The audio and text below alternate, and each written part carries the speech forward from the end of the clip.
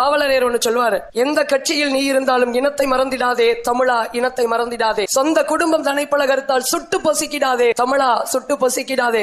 எந்த படையினில் நீ இருந்தாலும் இனத்தை எதிர்த்திடாதே தமிழா, எதிர்க்கி உழைத்திடாதே. சொந்த தம்பியை தமையனை கொல்லவே சூழ்ச்சி நினைந்திடாதே, எதிரியின் சோற்றில் நினைந்திடாதேன்னு சொல்லுவாங்க. என் பாசத்துக்குரிய அன்பு சொந்தங்களே, ஈரோடு மண்ணினுடைய மக்களே, இந்த கிழக்கு தொகுதியில பிப்ரவரி 5 வாக்கு செலுத்த போற அன்பு சொந்தங்களே, உங்களை பணத்தால் விலை பேசிக் கொண்டிருக்கின்றார்கள்.